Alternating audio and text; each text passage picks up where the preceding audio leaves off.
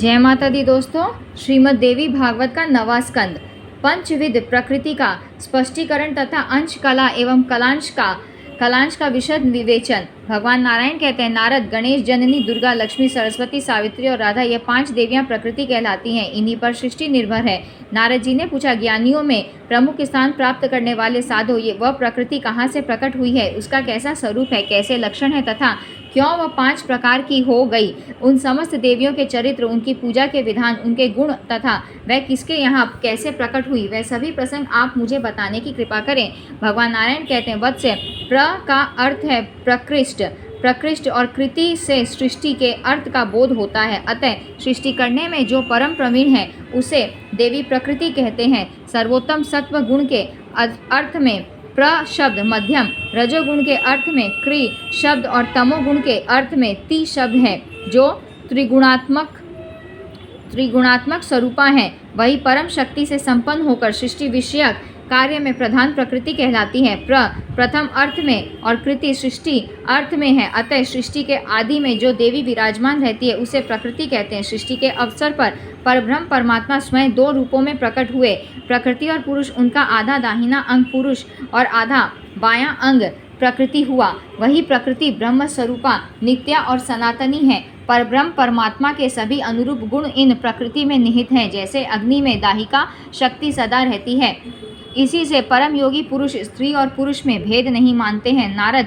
वह कहते हैं कि सत असत जो कुछ भी है सब ब्रह्ममय है। भगवान श्री कृष्ण स्वतंत्र परम पुरुष हैं। उनके मन में सृष्टि की इच्छा उत्पन्न होते ही तुरंत मूल प्रकृति परमेश्वरी प्रकट हो जाती है। तदनंतर परमेश्वरी की आज्ञा के अनुसार इनके 5 रूप हो जाते हैं। विभिन्न सृष्टि का सृजन करना इनका प्रधान उद्देश्य है। भगवती प्रकृति भक्तों के अनुरोध से अथवा उन पर कृपा करने के लिए विविध रूप धारण करती है। जो गणेश की माता भगवती दुर्गा है उन्हें शिव स्वरूपा कहा जाता है। यह भगवान शंकर की प्रेयसी भार्या है। नारायणी विष्णु माया और पूर्ण ब्रह्म स्वरूपिणी नाम से प्रसिद्ध है। ब्रह्मादि देवता, मुनिगण तथा मनु प्रभृति सभी इनकी पूजा करते हैं। वह सबकी व्यवस्था करती है। उनका चरित्र परम पावन है। यश, मंगल, सुख, मोक्ष और हर्ष प्रदान करना उनका स्वाभाविक गुण है। दुख, शोक और उद्वेग को वह दूर कर देती हैं। शरण में आए हुए दीनों एवं पीड़ितों की रक्षा में सदा संलग्न रहती हैं। वह तेज स्वरूपा है। उनका विग्रह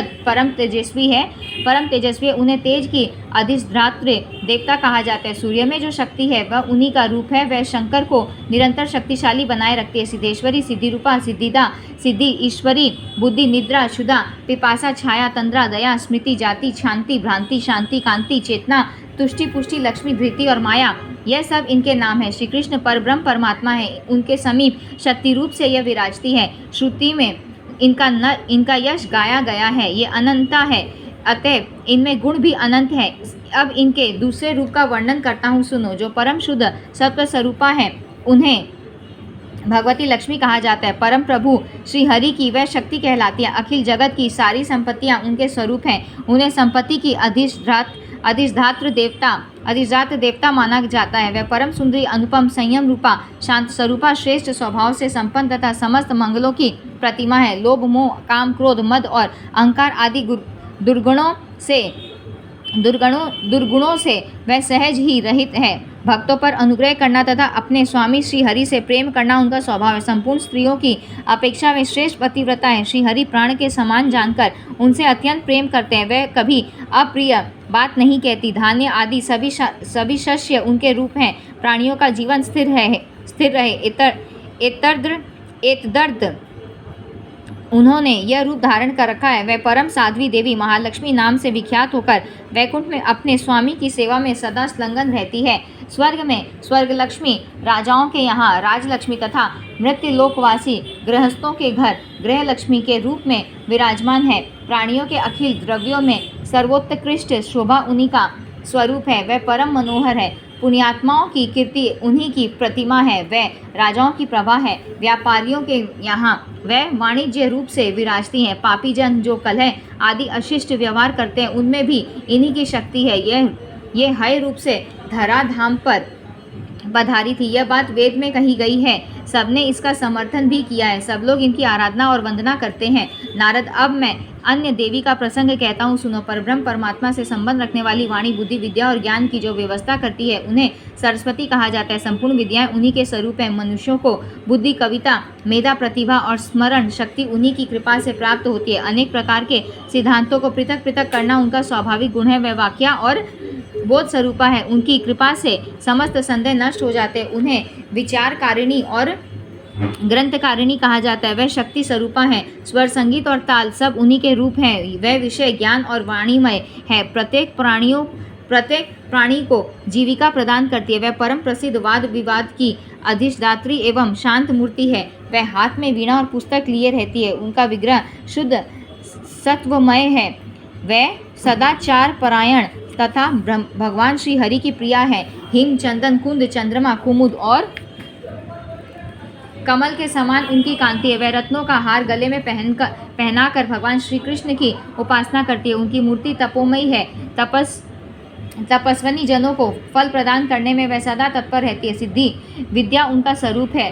वह सदा संपूर्ण सिद्धि प्रदान करती है। उनके अभाव में ब्राह्मण मुख जैसे होकर मृतक के समान बना रहता है। यह तृतीया देवी कहलाती है। इन्हें श्रुति में भगवती जगदम्बा कहा गया है। नारद, इनके सिवा कुछ अन्य देवी भी हैं। आगम शास्त्र के अनुसार उनका वर्णन करता हूँ, सुनो। वह चारों वर्णों की माता है। छंद और वेद उन्हीं से उत्पन्न हुए हैं। बुद्धिमान नारद संध्या वंदन के मंत्र और तंत्र का निर्माण उन्हीं पर निर्भर है। द्विजाति वर्णों के लिए उन्होंने अपना यह रूप धारण किया है। वह जप रूपा तपस्विनी ब्रह्म तेज से संपन्न तथा सर्व संस्कारमयी है। उन पवित्र रूप धारण करने वाली देवी को सावित्री अथवा गायत्री कहते हैं। वह ब्रह्मा की परम प्रिय शक्ति है। तीर्थ अपनी शुद्धि के लिए उनके स्पर्श की कामना करते हैं। शुद्ध स्फटिक मणि के समान उनकी स्वच्छ कांति है। वह शुद्ध सत्वमय विग्रह से शोभा पाती है। उनका रूप परम आनंदमय है। उनका सर्वोत्कृष्ट रूप सदा बना रहता है।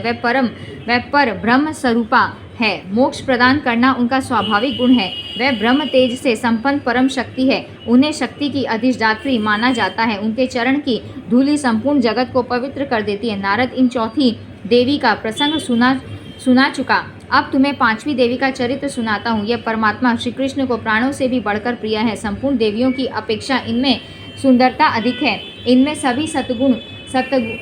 सभी सद्गुण सदा विद्यमान है। यह परम सौभाग्यवती है। इन्हें अनुपम गौरव प्राप्त है। पर ब्रह्म का वामार्धांग ही इनका स्वरूप है। यह ब्रह्म के समान ही गुण और तेज से संपन्न है। इन्हें परावरा, सारभूता, परमाद्या, सनातनी, परमानंद रूपा, धन्या, मान्या और पूज्या कहा जाता है। यह नित्य निकुंजेश्वरी रास क्रीड़ा की अधिष्ठात्री देवी है। परमात्मा श्री कृष्ण के रास मंडल में इनका आविर्भाव हुआ है। इनके विराजने से रास मंडल की विचित्र शोभा होती है। गोलोक धाम में रहने वाली यह देवी रासेश्वरी एवं सूरसिका नाम से प्रसिद्ध है। रास मंडल में पधारे रहना इन्हें बहुत प्रिय है।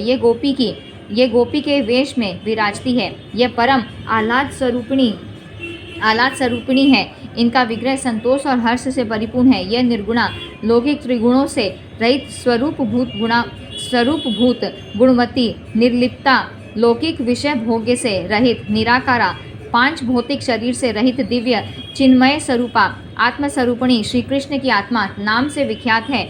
इच्छा और अहंकार से यह रहित है। भक्तों पर कृपा करने के लिए ही इन्होंने अवतार धारण कर रखा है। वेदोक्त विधि के अनुसार ध्यान करने से विद्वान पुरुष इनके रहस्य को समझ पाते हैं। सुरेंद्र एवं मुनीन्द्र प्रभृति समस्त प्रधान देवता अपने चर्म चक्षुओं से इन्हें देखने में असमर्थ है। ये नीले रंग के दिव्य वस्त्र धारण करती है। अनेक प्रकार के दिव्य आभूषण इन्हें सुशोभित किए रहते हैं। इनकी कांति करोड़ों चंद्रमाओं के समान प्रकाशमान है। इनका सर्वांग संपन्न विग्रह संपूर्ण ऐश्वर्यों से संपन्न है। भगवान श्री कृष्ण की सेवारती ही सदा इनका स्वभाव है, क्योंकि संपूर्ण संपत्तियों में ये इसी को परम श्रेष्ठ मानती है। श्री वृषभानु के घर पुत्री के रूप से यह पधारी है। इनके चरण कमल का संस्पर्श प्राप्त कर पृथ्वी परम पवित्र हो गई है। मुने जिन्हें ब्रह्मा आदि देवता नहीं देख सके, वही ये देवी भारतवर्ष में सबके दृष्टिगोचर हो रही है।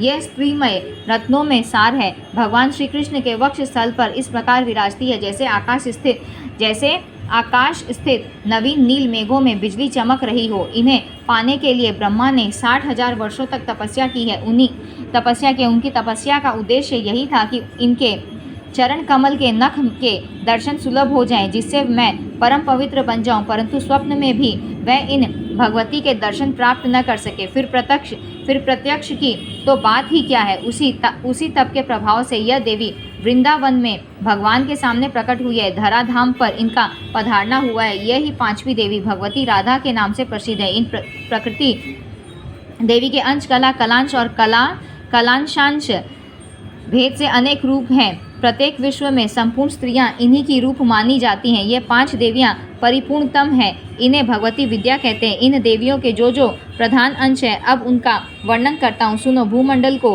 पवित्र करने वाली गंगा इनका प्रधान अंश है। यह सनातनी गंगा जलमयी है। भगवान विष्णु के विग्रह से इनका प्रादुर्भाव हुआ है। पापियों के पापमय ईंधन को भस्म करने के लिए यह प्रज्वलित अग्नि है। इन्हें स्पर्श करने, इनमें नहाने अथवा इनका जल पान करने से पुरुष कैवल्य पद के अधिकारी हो जाते हैं। गोलोक धाम में जाने के लिए यह सुखप्रद सीढ़ी के रूप में विराजमान है। इनका रूप परम पवित्र है। समस्त तीर्थों और नदियों में यह श्रेष्ठ मानी जाती है। यह भगवान शंकर के मस्तक पर जटा में ठहरी थी, वहाँ से निकली और पंक्तिबद्ध होकर भारतवर्ष में आ गई।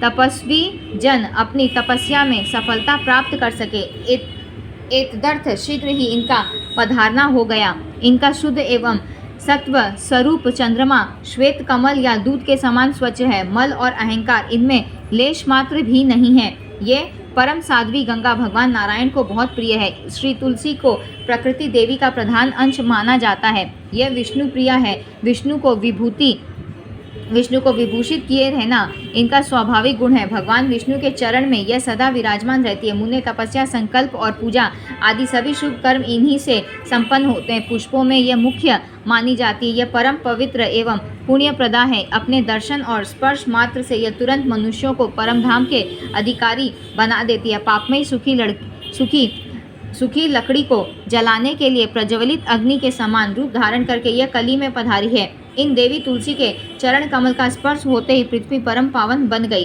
तीर्थ स्वयं पवित्र होने के लिए इनका दर्शन एवं स्पर्श करना चाहते हैं। इनके अभाव में अखिल जगत के संपूर्ण कर्म निष्फल समझे जाते हैं। इनकी कृपा से मुमुक्षु जन मुक्त हो जाते हैं। जो जिस कामना से इनकी उपासना करते हैं, उनकी वे सारी इच्छाएं पूर्ण हो जाती हैं। भारतवर्ष में वृक्ष रूप से पधारने वाली यह देवी कल्पवृक्ष रूपा है। भारतवासियों को प्रसन्न करने के लिए इनका यहाँ पधारना हुआ है। यह परम देवता है। प्रकृति देवी के एक अन्य प्रधान अंश का नाम देवी जरत्कारु है।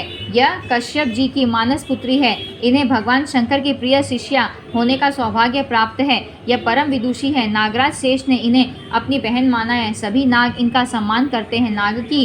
नाग की सवारी पर चलने वाली इन अनुपम सुंदरी देवी को नागेश्वरी और नाग माता भी कहा जाता है। प्रधान नाग इनके साथ विराजमान रहते हैं। यह नागों से सुशोभित रहती है। नागराज इनकी स्तुति करते हैं। यह सिद्धि और योग की साक्षात मूर्ति है।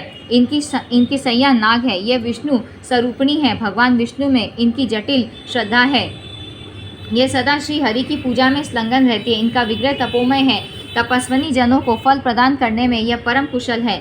यह स्वयं भी तपस्या करती है। इन्होंने देवताओं के वर्ष से 3 लाख वर्ष तक भगवान श्री हरि की तपस्या की है। भारतवर्ष में जितने तपस्वी और तपस्विनियाँ हैं, उन सब में यह श्रेष्ठ है। संपूर्ण मंत्रों की यह अधिष्ठात्री है। ब्रह्मतेज से इनका विग्रह सदा प्रकाशमान रहता है। इनको परब्रह्म स्वरूपा कहते हैं। यह ब्रह्म के चिंतन में सदा संलग्न रहती है। जरत्कारु मुनि भगवान श्री कृष्ण के अंश हैं। इनके द्वारा पातिव्रत धर्म का पूर्ण पालन होता है। मुनिवर आस्तिक जो तपस्वियों में श्रेष्ठ गिने जाते हैं, यह देवी उनकी माता है। नारद प्रकृति देवी के एक प्रधान अंश को देवसेना कहते हैं।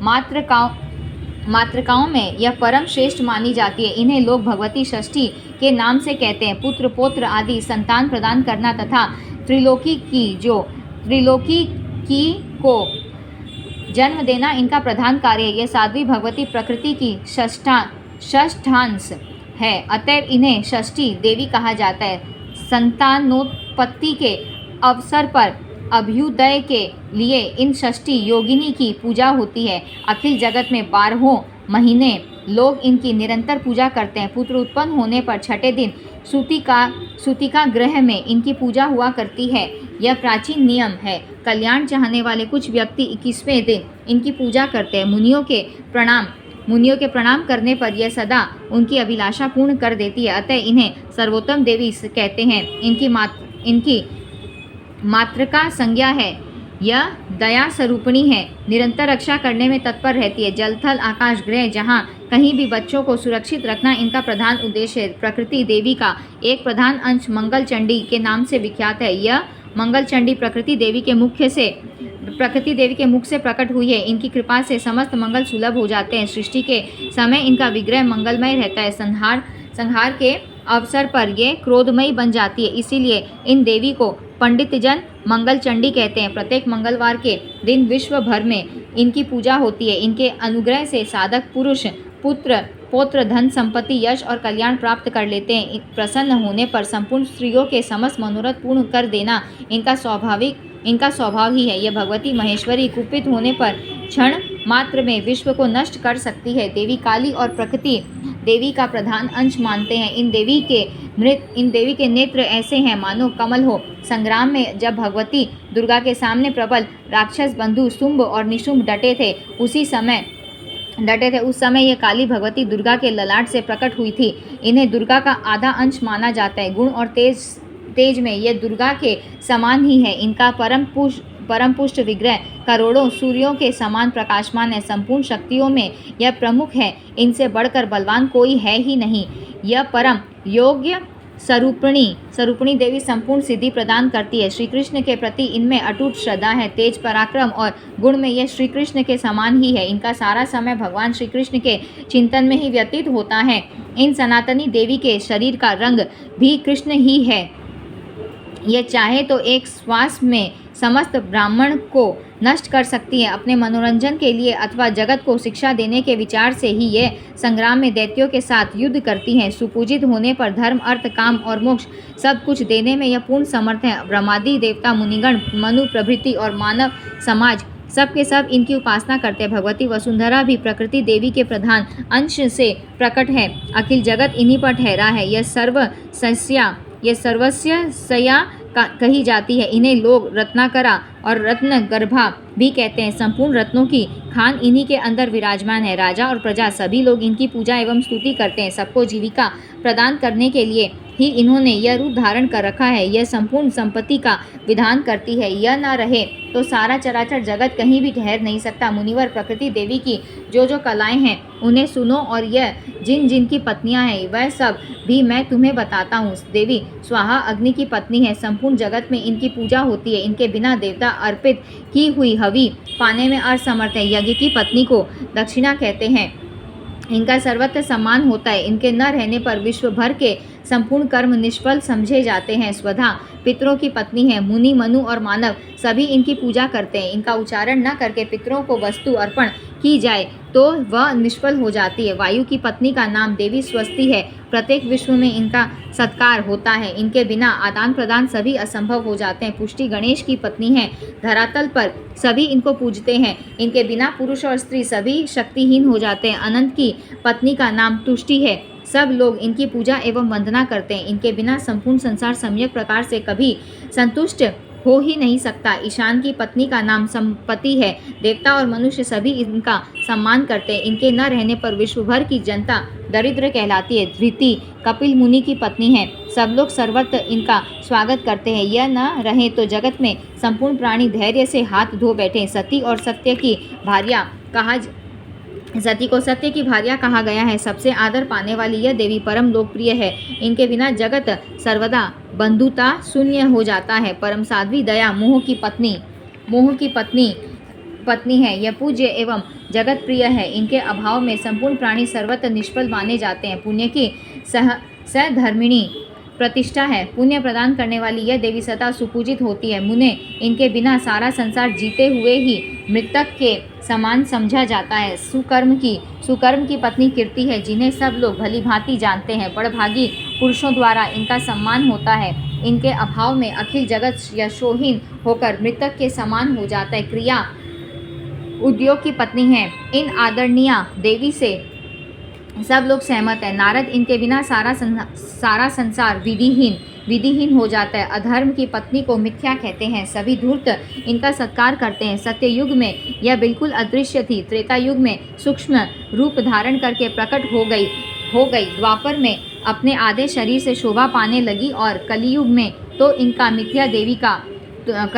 तो इन मिथ्या देवी का शरीर बड़ा ही स्थूल हो गया है। यह हठपूर्वक सर्वत्र अपना आधिपत्य जमाए रहती है। इनके भाई का नाम कपट है। उसके साथ ये प्रत्येक घर में चक्कर लगाती है। शांति और लज्जा यह सुशील की आदरणीय पत्नियां हैं। नारद इनके न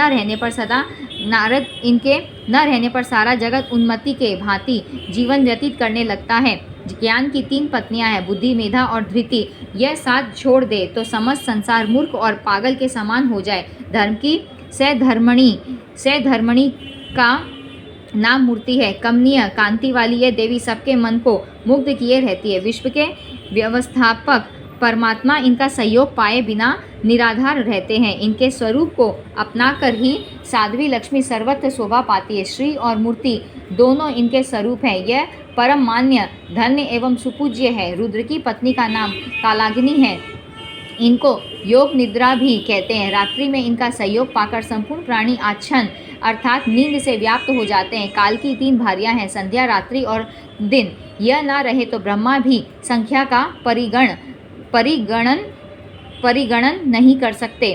क्षुधा और पिपासा यह 2 लोभ की भार्याएं हैं। यह परम धन्य मान्य और आदर की पात्र है। ये अनुकूल न हो तो सारा जगत चिंतातुर हो सकता है। प्रभा और दाहिका यह तेज की स्त्रियां हैं।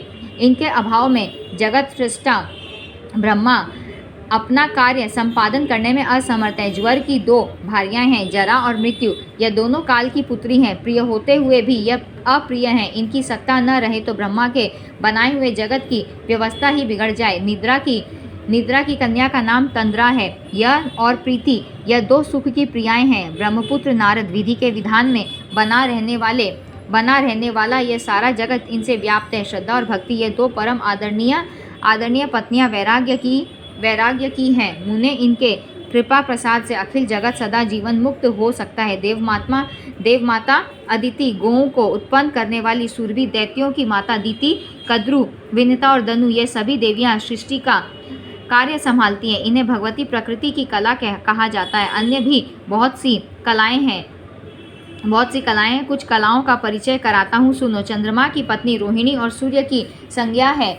मनु की भार्या का नाम सतरूपा है। सची इंद्र की धर्मपत्नी है। बृहस्पति की सधर्मिणी तारा है। अरुंधति वशिष्ठ मुनि की धर्मपत्नी है। अहल्या गौतम की, अनसुया अत्रि की, देवहूति कर्दम मुनि की और प्रसूति दक्ष की पत्नियां हैं। पितरों की मानसी कन्या मेनका अंबिका की पुत्री भी कहलाती है। लोपामुद्रा कुंती और कुबेर की पत्नी को सभी जानते हैं। वरुण की पत्नी भी प्रसिद्ध है। बलि की भार्या का नाम विंध्यावली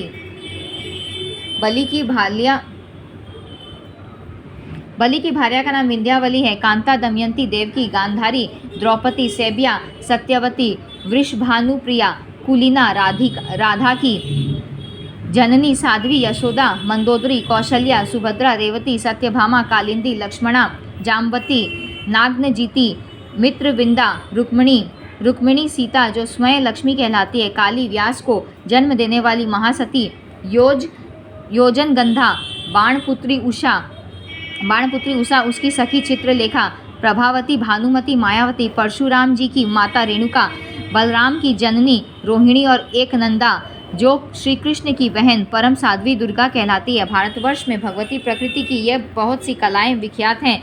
जो ग्राम देवियां हैं वह सभी प्रकृति की कलाएं हैं। विश्व भर में जितनी स्त्रियां हैं उन सबको कला के अंश का अंश समझना चाहिए। इसीलिए स्त्रियों के अपमान से प्रकृति का अपमान माना जाता है। पति और पुत्र के सहित साध्वी ब्राह्मणी ब्राह्मणी की वस्त्र अलंकार और चंदन से जो पूजा करता है उसके द्वारा भगवती प्रकृति सुपूजित होती है। जिसने ब्राह्मण की अष्टवर्षा कुमारी का वस्त्र अलंकार एवं चंदन आदि से अर्चन कर लिया, उसके द्वारा भगवती प्रकृति स्वयं पूजित हो गई। उत्तम, मध्यम और निकृष्ट प्राय सभी स्त्रियां भगवती प्रकृति की अंग हैं। जो श्रेष्ठ आचरण वाली तथा पतिव्रता स्त्रियां हैं उन्हें प्रकृति देवी का सत्वांश समझना चाहिए। इनको उत्तम माना जाता है। जिन्हें भोग ही प्रिय है वह राजस अंश से प्रकट स्त्रियां मध्यम श्रेणी की कही गई हैं। वह सुख भोगने के लिए विवश होकर सदा अपने कार्य में लगी रहती हैं। प्रकृति देवी के तामस अंश से उत्पन्न स्त्रियां अधम कहलाती हैं। उनके कुल का कुछ पता नहीं रहता। उनके मुख कुरूप होते हैं। वह धूर्त, स्वेच्छाचारिणी और कलह प्रिया होती हैं। भूमंडल पर वह कुल्टा कहलाती हैं। पुंसचली स्त्री भी प्रकृति का तामस अंश कही गई है। नारद इस प्रकार प्रकृति के संपूर्ण रूप का वर्णन कर दिया। भारतवर्ष परम पवित्र देश है। भूमंडल पर पधार कर इस देश में सभी देवियां सुपूजित हुई हैं। दुर्गा दुर्गति का नाश करती है। राजा सूरत ने सर्वप्रथम इनकी उपासना की है। इसके पश्चात रावण का वध करने की इच्छा से भगवान श्री राम ने देवी की पूजा की है। तत्पश्चात भगवती जगदम्बा तीनों लोकों में सुपूजित हो गई। पहले दक्ष के यहाँ यह प्रकट हुई थी। दैत्यों का वध करने के पश्चात स्वामी का अपमान देकर इन्होंने यज्ञ में अपना वह शरीर त्याग दिया। फिर यह हिमालय की पत्नी के उदर से उत्पन्न हुई। भगवान शंकर को अपना पति बनाया। गणेश और स्कंद इनके 2 पुत्र हुए। गणेश को स्वयं श्री कृष्ण माना जाता है। स्कंद विष्णु पुत्र हो चुके हैं। नारद इसके बाद राजा मंगल ने सर्वप्रथम लक्ष्मी की आराधना की है। इसके उपरांत तीनों लोकों में देवता, मुनि और मानव इनकी पूजा करने लगे। राजा अश्वपति ने सबसे पहले सावित्री का अनुष्ठान किया। फिर प्रधान देवता और श्रेष्ठ मुनि इनके उपासक बन गए। ब्रह्मा ने पहले सरस्वती का सम्मान किया। इसके बाद ये देवी तीनों लोकों में देवताओं और मुनियों की पूज्या हो गई है। सर्वप्रथम गोलोक में रास मंडल के अवसर पर भगवती राधा की पूजा हुई है। गोपियों, गोप कुमारों और कुमारियों के साथ सुशोभित होकर श्री कृष्ण ने राधा का पूजन किया था। उस समय कार्तिकी पूर्णिमा की चांदनी रात थी। गौओं का समुदाय भी इस उत्सव में सम्मिलित था। फिर भगवान की आज्ञा पाकर ब्रह्मा प्रभृति देवता तथा मुनिगण बड़े हर्ष के साथ भक्तिपूर्वक पुष्प एवं धूप आदि सामग्रियों से निरंतर इनकी पूजा वंदना करने लगे। स्तुति भी की। इस भूमंडल पर पहले इनकी पूजा राजा सुयज्ञ ने की है। यह नरेश पुण्य क्षेत्र भारतवर्ष में थे। भगवान शंकर के आदेशानुसार इन्होंने राधा देवी की उपासना की थी। फिर भगवान श्री कृष्ण की आज्ञा पाकर त्रिलोकी में मुनिगण पुष्प एवं धूप आदि उपचारों से भक्ति प्रदर्शित करते हुए इनकी पूजा में सदा तत्पर हो गए। जो कलाएं प्रकट हुई हैं उन सबकी भारतवर्ष में पूजा होती है। मुने तभी से प्रत्येक ग्राम और नगर में ग्राम देवियों की पूजा का प्रचार हो गया। इस प्रकार भगवती प्रकृति का संपूर्ण शुभ चरित्र मैं तुम्हें सुना चुका। सभी लक्षण वैदिक प्रमाण से संपन्न है। अब पुण्य तुम क्या सुनना चाहते हो? यहाँ हमने पहला अध्याय समाप्त किया है। परब्रह्म श्री कृष्ण और श्री राधा से प्रकट चिन्मय देवी और देवताओं के चरित्र। नारद जी ने कहा, प्रभो, देवियों के संपूर्ण चरित्र को मैंने संक्षेप से सुन लिया। सम्यक प्रकार से बोध होने के लिए पुनः विस्तार पूर्वक वर्णन करने की कृपा कीजिए। सृष्टि के अवसर पर भगवती आद्या देवी कैसे प्रकट हुई?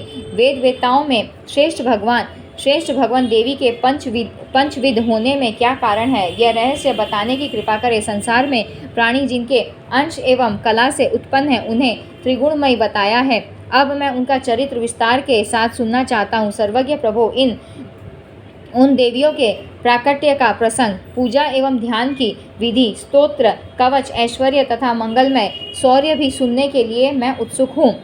भगवान नारायण कहते हैं, नारद, आत्मा, आकाश, काल, दिशा, विश्व, गोलक तथा गोलक धाम ये सभी नित्य हैं, कभी इनका अंत नहीं होता। गोलक धाम में एक और वैकुंठ धाम है। नम्र पुरुष वहाँ जा सकते हैं। ऐसे ही प्रकृति को भी नित्य माना जाता है। यह परब्रह्म की सनातनी लीला है। जिस प्रकार अग्नि में दाहिका शक्ति, चंद्रमा एवं कमल में कमनीयता तथा सूर्य में प्रभा सदा वर्तमान सदा वर्तमान रहती है, वैसे ही यह प्रकृति परमात्मा में नित्य विराजमान है, कभी यह उनसे अलग नहीं रह सकती।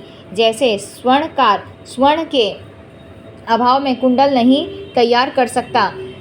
कर सकता तथा कुम्हार मिट्टी के बिना घड़ा बनाने में असमर्थ है, ठीक उसी प्रकार परमात्माओं को यदि प्रकृति का सहयोग न मिले तो वह सृष्टि नहीं कर सकते। जिसके सहारे श्री हरि सदा शक्तिमान बने रहते हैं, वह प्रकृति देवी ही शक्ति स्वरूपा है। इस प्रकृति में वाक् चातुरी शक्ति और पराक्रम विद्यमान है। परमात्मा में भी यह इन गुणों का सन्निवेश करा देती है, अतएव इसे शक्ति देवी कहते हैं। ज्ञान, समृद्धि, संपत्ति, यश, बल और ऐश्वर्य से परिपूर्ण होने के कारण इसका नाम भगवती शक्ति हुआ है। यह ऐश्वर्यमयी देवी कभी तिरोहित नहीं होती। परमात्मा सदा इस भगवती प्रकृति के साथ विराजमान रहते हैं, अतएव इन्हें भी भगवान की उपाधि सुलभ है। यह सर्वतंत्र स्वतंत्र प्रभु साकार और निराकार भी है। इनका निराकार रूप परम तेजोमय है। योगी पुरुष सदा उसका ध्यान करते हैं, साथ ही कहते हैं कि परब्रह्म और ईश्वर एक है। इनका विग्रह परम आनंदमय है, इनको कोई नहीं देख पाता और यह सबको देखते हैं। यह सर्वज्ञ, सर्वकारण, सर्वदा और सर्वरूप हैं। वैष्णव जन इनको प्रणाम करते हैं। उनका कथन है, इन परम तेजस्वी ब्रह्म के सिवा अन्य किसका तेज है। यह ब्रह्म परम तेजोमय मंडल के मध्य भाग में विराजते हैं। यह स्वेच्छामय, सर्वरूप और संपूर्ण कारणों के भी कारण है। जब इन्हें साकार रूप से प्रकट होने की इच्छा हुई तब इन्होंने अत्यंत सुंदर एवं मन को मुग्ध कर देने वाला दिव्य रूप प्रकट कर दिया। इनकी किशोर अवस्था है, यह शांत स्वभाव है। इनके सभी अंग परम सुंदर हैं, इनसे बढ़कर जगत में दूसरा कोई नहीं है। इनका श्याम विग्रह नवीन मेघ की कांति का परम धाम है। इनके विशाल नेत्र शरत काल के मध्याह्न में खिले हुए कमलों की शोभा को छीन रहे हैं। मोतियों की शोभा को तुच्छ करने वाली इनकी सुंदर दंत पंक्ति है। मुकुट में मोर की पांख सुशोभित है। मालती की माला से यह अनुपम शोभा पा रहे हैं। इनकी सुंदर नासिका है, मुख पर मुस्कान छाई है। ये परम मनोहर प्रभु भक्तों पर अनुग्रह करने के लिए पधारे हैं। प्रज्वलित अग्नि के समान विशुद्ध पीताम्बर से इनका विग्रह परम मनोहर हो गया है। रत्नमय भूषणों से भूषित इनकी 2 भुजाएं हैं। इनके हाथ में बांसुरी सुशोभित है। यह सबके आश्रय, सबके स्वामी, संपूर्ण शक्तियों से युक्त एवं सर्वव्यापी पूर्ण पुरुष हैं। समस्त ऐश्वर्य प्रदान करना इनका स्वभाव ही है। यह परम स्वतंत्र एवं संपूर्ण मंगल के भंडार है। इन्हें सिद्धेश, सिद्धिकारक तथा परिपूर्णतम ब्रह्म कहा जाता है। इन देवादिदेव सनातन प्रभु का वैष्णव पुरुष निरंतर ध्यान करते हैं। इनकी कृपा से जन्म, मृत्यु, जरा, व्याधि, शोक और भय सब प्रभाव रहित हो जाते हैं। ब्रह्मा की आयु इनके एक निमेष की तुलना में है।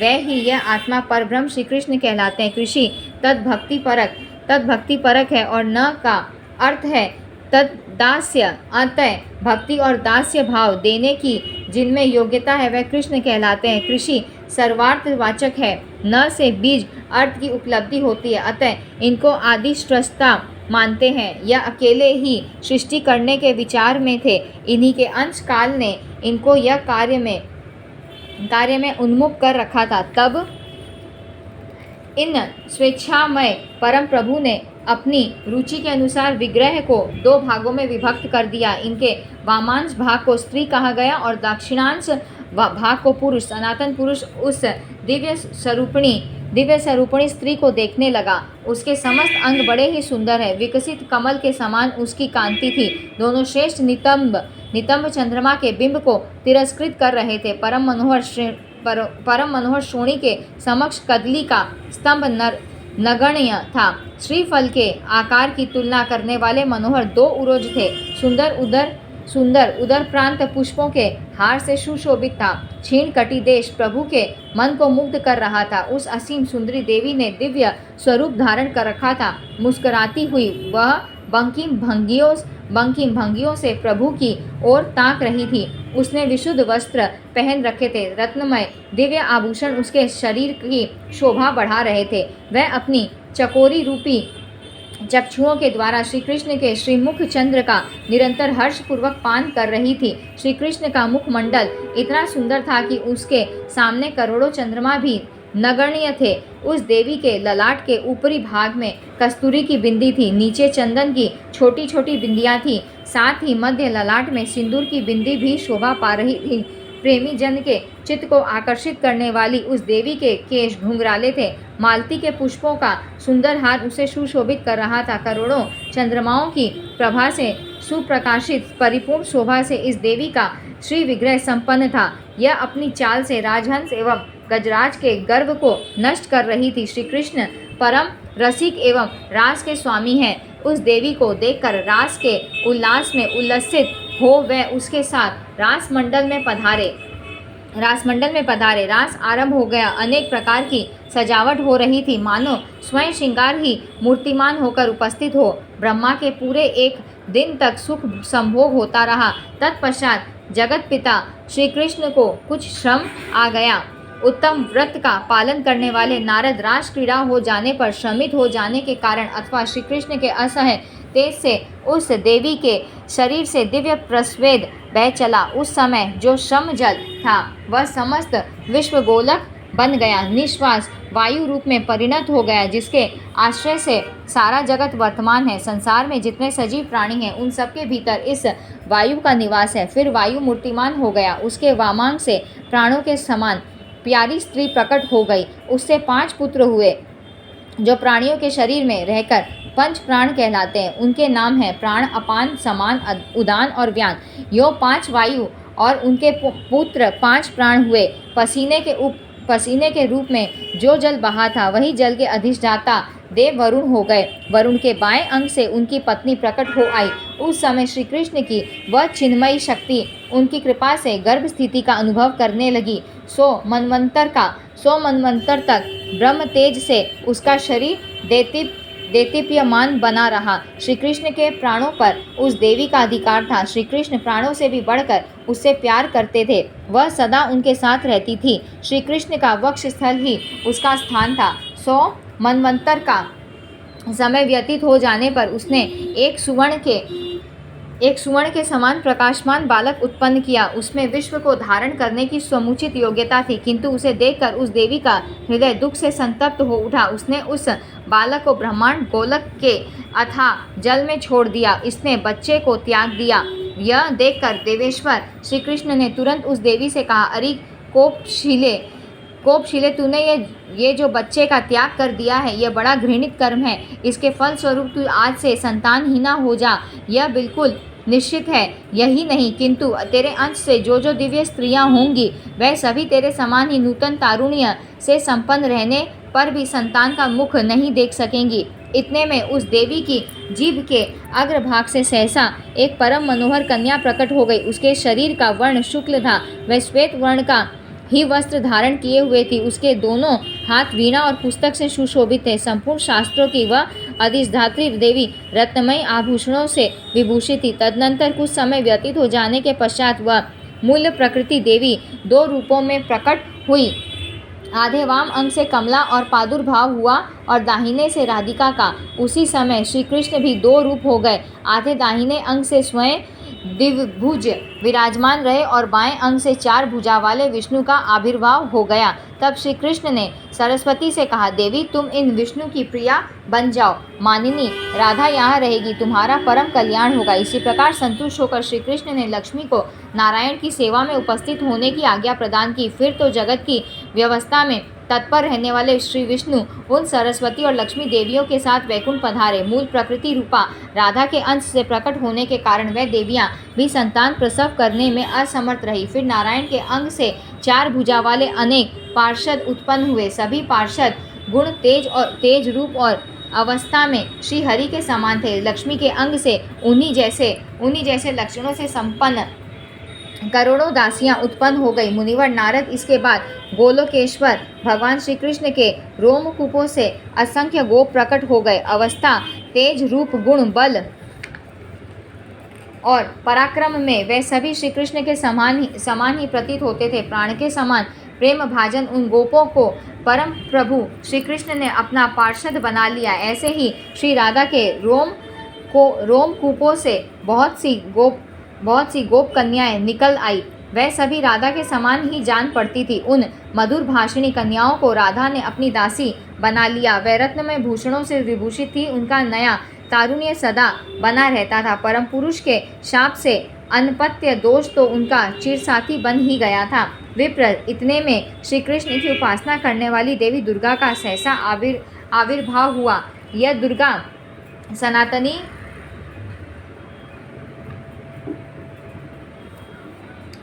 सनातनी एवं भगवान विष्णु की माया है। इन्हें नारायणी, ईशानी और सर्व शक्ति स्वरूपिणी कहा जाता है। यह परमात्मा श्री कृष्ण की बुद्धि की अधिष्ठात्री देवी है। संपूर्ण देवियां इन्हीं से प्रकट होती हैं। अतएव इन ईश्वरी को मूल प्रकृति कहते हैं। इनमें कोई भी अंश अधूरा नहीं है। इन तेज स्वरूपिणी देवी में तीनों गुण विद्यमान है। तपाए हुए स्वर्ण के समान इनका वर्ण है। ये ऐसी प्रतिभा वाली है मानो करोड़ों सूर्य चमक रहे हों। इनके मुख पर मंद मंद मुस्कुराहट छाई रहती है। यह हजारों भुजाओं से सुशोभित है। अनेक प्रकार के अस्त्र और शस्त्रों को हाथ में लिए रहती है। इनके 3 नेत्र हैं। यह विशुद्ध वस्त्र धारण किए हुए है। रत्न निर्मित भूषण इनकी शोभा बढ़ा रहे हैं। संपूर्ण स्त्रियां इनके अंश की कला से उत्पन्न हैं। इनकी माया जगत के समस्त प्राणियों को मोहित करने में समर्थ हैं। गृहस्थकामी पुरुषों को यह संपूर्ण ऐश्वर्य प्रदान करती है। इनकी कृपा से भगवान श्री कृष्ण में भक्ति उत्पन्न होती है। विष्णु के उपासकों के लिए यह भगवती वैष्णवी है। मुमुक्षु जनों को मुक्ति प्रदान करना और सुख चाहने वालों को सुखी बनाना इनका स्वभाव है। स्वर्ग में स्वर्ग लक्ष्मी और गृहस्थों के घर गृह लक्ष्मी के रूप में ये विराजती हैं। तपस्वियों के पास तपस्या रूप से, राजाओं के यहाँ श्री रूप से, अग्नि में दाहिका रूप से, सूर्य में प्रभा रूप से तथा चंद्रमा एवं कमल में शोभा रूप से इन्हीं की शक्ति शोभा पा रही है। सर्वशक्ति स्वरूपा यह देवी परमात्मा श्री कृष्ण के पास विराजमान रहती है। इनका सहयोग पाकर आत्मा में कुछ करने की योग्यता प्राप्त होती है। इन्हीं से जगत शक्तिमान माना जाता है। इनके बिना प्राणी जीते हुए भी मृतक के समान है। नारद, ये सनातनी देवी संसार रूपी वृक्ष के लिए बीज स्वरूपा है। स्थिति, बुद्धि, फल, क्षुधा, पिपासा, दया, निद्रा, तंद्रा, क्षमा, मति, शांति, लज्जा, तुष्टि, पुष्टि, भ्रांति और कांति आदि सभी इन दुर्गा के ही रूप हैं। यह देवी सर्वेश श्री कृष्ण की स्तुति करके उनके सामने विराजमान हुई। राधिकेश्वर श्री कृष्ण ने इन्हें एक रत्नमय सिंहासन प्रदान किया। महामुने, इतने में चतुर्मुख ब्रह्मा अपनी शक्ति के साथ वहां पधारे। विष्णु के नाभि कमल से निकलकर उनका पधारना हुआ था। ज्ञानियों में श्रेष्ठ परम तपस्वी श्रीमान ब्रह्मा अपने हाथ में कमंडलू लिए हुए थे। ब्रह्म तेज से उनका शरीर देदीप्यमान हो रहा था। अपने चारों मुखों से वह भगवान श्री कृष्ण की स्तुति करने लगे। उस समय सैकड़ों चंद्रमाओं के समान प्रभावशाली उनकी परम सुंदरी शक्ति चिन्मय वस्त्र एवं रत्न निर्मित भूषणों से अलंकृत होकर सर्व कारण श्री कृष्ण की स्तुति करके पतिदेव के साथ श्री कृष्ण के सामने रत्नमय सिंहासन पर प्रसन्नतापूर्वक बैठ गई। इसी समय भगवान श्री कृष्ण के 2 रूप हो गए। उनका आधा बायां अंग महादेव के रूप में परिणत हो गया। दक्षिण अंग से गोपीपति श्री कृष्ण रह गए। महादेवी की कांति ऐसी थी मानो शुद्ध स्फटिक मणि हो। 1 अरब सूर्य के समान वे चमक रहे थे। भुजाएं पटिष्ठ और त्रिशूल से सुशोभित थी। वह बागंबर पहने हुए थे। तपाए हुए सुवर्ण के सदृश उनके वर्ण की आभा थी। सिर पर जटाओं का भार छवि बढ़ा रहा था। वह शरीर में भस्म लगाए हुए थे। मस्तक पर चंद्रमा की शोभा हो रही थी। मुखमंडल मुस्कान से भरा था। नीले कंठ से शोभा पाने वाले वह शंकर दिगंबर वेश में थे। सर्पों ने भूषण बनकर उन्हें भूषित कर रखा था। उनके दाहिने हाथ में रत्नों की बनी हुई सुसंस्कृत माला सुशोभित थी। वह अपने 5 मुखों से ब्रह्म ज्योति स्वरूप सनातन श्री कृष्ण के नाम का जप कर रहे थे। श्री कृष्ण सत्य स्वरूप परमात्मा एवं ईश्वर हैं। ये कारणों के कारण संपूर्ण मंगलों के मंगल, जन्म, मृत्यु, जरा, व्याधि, शोक और भय को हरने वाले और मृत्यु के भी मृत्यु है। अतएव इन्हें मृत्युंजय भी कहा जाता है। महाभाग शंकर इनकी स्तुति करके सामने रखे हुए रत्नमय सुरम्य सिंहासन पर विराज गए। यहाँ हमने दूसरा अध्याय समाप्त किया है। परिपूर्णतम श्री कृष्ण और चिन्मयी श्री राधा से प्रकट विराट स्वरूप बालक का वर्णन। भगवान नारायण कहते हैं, नारद, तदनंतर वह बालक जो केवल अंडाकार था, ब्रह्मा की आयु पर्यंत समय तक ब्रह्मांड आयु पर्यंत समय तक ब्रह्मांड गोलक के जल में रहा। फिर समय पूरा हो जाने पर वह सहसा 2 रूपों में प्रकट हो गया। एक अंडाकार ही रहा और एक शिशु के रूप में परिणत हो गया। उस शिशु की ऐसी कांति थी मानो 100 करोड़ सूर्य एक साथ प्रकाशित हो रहे हों। माता का दूध न मिलने के कारण भूख से पीड़ित होकर वह कुछ समय तक रोता रहा। माता पिता उसे त्याग चुके थे। वह निराश्रय होकर जल के अंदर समय व्यतीत कर रहा था। जो असंख्य ब्रह्मांड का स्वामी है, उसी ने अनाथ की भांति आश्रय पाने की इच्छा से ऊपर की ओर दृष्टि दौड़ाई। उसकी आकृति स्थूल से भी स्थूल थी, अतः उसका नाम महाविराट पड़ा। जैसे परमाणु अत्यंत सूक्ष्मतम होता है, वैसे ही वह अत्यंत स्थूलतम था। वह बालक तेज में परमात्मा श्री कृष्ण के 16वें अंश की बराबरी कर रहा था। परमात्मा स्वरूपा प्रकृति संज्ञक राधा से उत्पन्न यह महान विराट बालक संपूर्ण विश्व का आधार है। यही महाविष्णु कहलाता है। इसके प्रत्येक रोमकूप में जितने विश्व हैं, उन सब की संख्या का पता लगाना श्री कृष्ण के लिए भी असंभव है। वह भी उन्हें स्पष्ट बता नहीं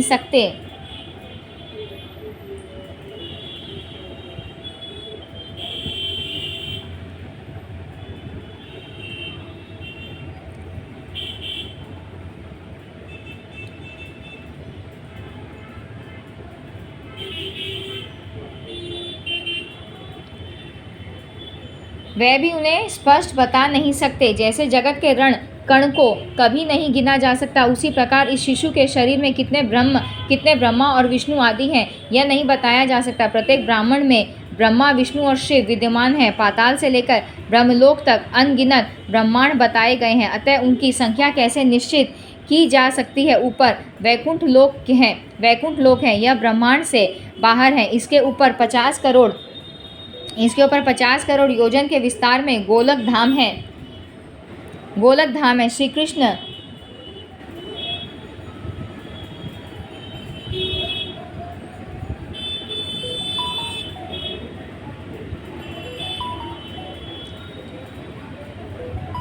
श्री कृष्ण के समान ही यह लोक भी नित्य और चिन्मय सत्य स्वरूप है।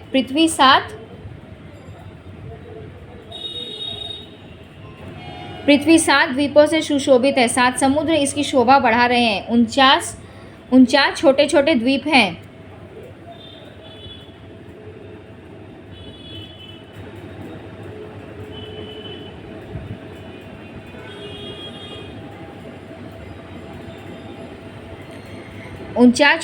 द्वीप हैं। पर्वतों और वनों की तो कोई संख्या ही नहीं है। सबसे ऊपर 7 स्वर्गलोक हैं। ब्रह्मलोक भी इन्हीं में सम्मिलित है। नीचे 7 पाताल हैं। यही ब्रह्मांड का परिचय है। पृथ्वी से ऊपर भूलोक,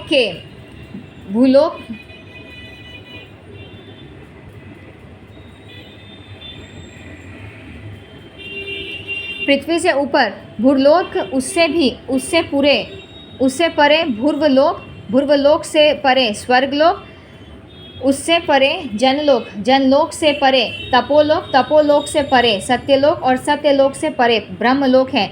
ब्रह्मलोक ऐसा प्रकाशमान है मानो तपाया हुआ सोना चमक रहा हो। यह सभी कृत्रिम है, कुछ तो ब्रह्मांड के भीतर है और कुछ बाहर। नारद ब्रह्मांड के नष्ट होने पर यह सभी नष्ट हो जाते हैं, क्योंकि पानी के बुलबुले की भांति यह सारा जगत अनित्य है। गोलोक और वैकुंठ लोक को नित्य, अविनाशी एवं अकृत्रिम कहा गया। उस विराटमय बालक के प्रत्येक रोम कूप में असंख्य ब्रह्मांड निश्चित रूप से विराजमान है। एक एक ब्रह्मांड में अलग अलग ब्रह्मा, विष्णु और शिव हैं। बेटा नारद, देवताओं की संख्या 3 करोड़ है। यह सर्वत्र व्याप्त है। दिशाओं के स्वामी, दिशाओं की रक्षा करने वाले तथा ग्रह एवं नक्षत्र सभी इसमें सम्मिलित हैं। भूमंडल पर 4 प्रकार के वर्ण हैं। नीचे नागलोक है। चर और अचर सभी प्रकार के प्राणी उस पर निवास करते हैं। नारद तदनंतर वह विराट स्वरूप बालक बार बार ऊपर दृष्टि दौड़ाने लगा। वह गोलाकार पिंड बिल्कुल खाली था। दूसरी कोई भी वस्तु वहाँ नहीं थी। उसके मन में चिंता उत्पन्न हो गई। भूख से आतुर होकर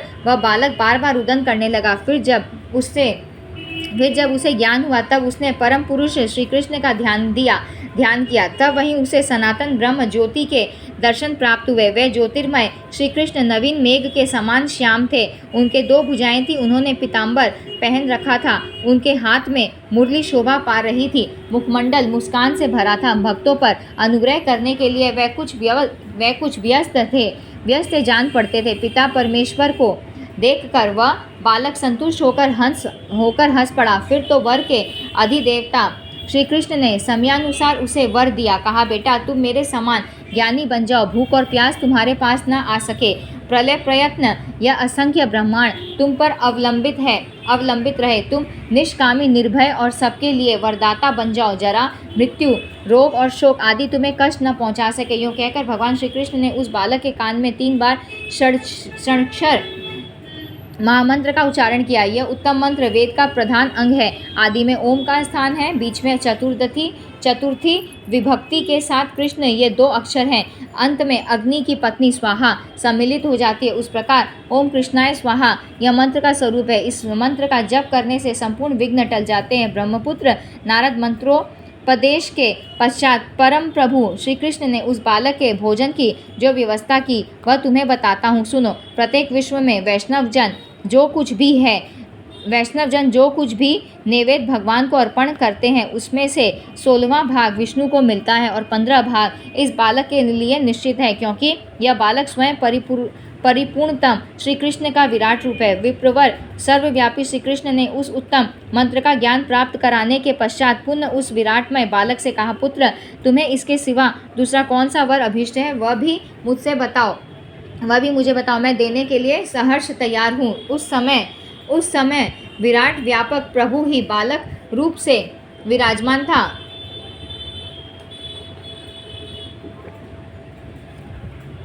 भगवान श्री कृष्ण की बात सुनकर उसने उनसे समयोचित बात कही। बालक ने कहा, प्रभु आपके चरण कमलों में मेरी अविचल भक्ति हो। मैं यही वर चाहता हूँ। मेरी आयु चाहे एक क्षण की हो अथवा दीर्घ काल की, परंतु मैं जब तक जीऊँ तब तक आप में मेरी अटल श्रद्धा बनी रहे। इस लोक में जो पुरुष आपका भक्त है उसे सदा जीवन मुक्त समझना चाहिए। आपकी भक्ति से विमुख मूर्ख व्यक्ति जीते हुए भी मुर्दा माना जाता है। जिस अज्ञानी जन के हृदय में आपकी भक्ति नहीं है, उसे जब तप यज्ञ पूजन व्रत उपवास पुण्य अथवा तीर्थ सेवन से क्या लाभ, उसका जीवन ही निष्फल है। प्रभु जब तक शरीर में आत्मा रहता है तब तक शक्तियाँ साथ रहती हैं। आत्मा के चले जाने के पश्चात संपूर्ण स्वतंत्र शक्तियों की भी सत्ता वहाँ नहीं रह जाती। महाभाग, प्रकृति से परे वह सर्वात्मा आप ही हैं। आप स्वेच्छामय सनातन ब्रह्म ज्योति स्वरूप परमात्मा सबके आदि पुरुष हैं। नारद इस प्रकार अपने हृदय का उद्गार प्रकट करके वह बालक चुप हो गया। तब भगवान श्री कृष्ण कानों को सुहावनी लगने वाली मधुर वाणी में उसका उत्तर देने लगे। भगवान श्री कृष्ण ने कहा, वत्स मेरी ही भांति तुम भी बहुत समय तक अत्यंत स्थिर होकर विराजमान रहो। असंख्य ब्रह्माओं के जीवन समाप्त हो जाने पर भी तुम्हारा नाश नहीं होगा। प्रत्येक ब्रह्मांड में अपने स्वल्प अंश से तुम विराजमान रहोगे। तुम्हारे नाभि कमल से विश्वस्रष्टा ब्रह्मा प्रकट होंगे। ब्रह्मा के ललाट से 11 रुद्रों का आविर्भाव होगा। शिव के अंश व रुद्र सृष्टि के संहार की व्यवस्था करेंगे। उन 11 रुद्रों में कालाग्नि नाम से जो प्रसिद्ध है वह ही रुद्र विश्व के संहारक होंगे। विष्णु विश्व की रक्षा करने के लिए रुद्र के अंश से प्रकट होंगे। मेरे वर के प्रभाव से तुम्हारे हृदय में सदा मेरी भक्ति बनी रहेगी। तुम मेरे परम सुंदर स्वरूप को ध्यान के द्वारा निरंतर देख सकोगे, यह निश्चित है। तुम्हारी कमनीय माता मेरे वक्ष स्थल पर विराजमान रहेगी, उसकी भी झांकी तुम प्राप्त कर सकोगे। वत्स, अब मैं अपने गोलोक में जाता हूँ, तुम यहीं ठहरो। इस प्रकार उस बालक से कहकर भगवान श्री कृष्ण अंतर्ध्यान हो गए। उन्हें गोलोक जाते क्या देर।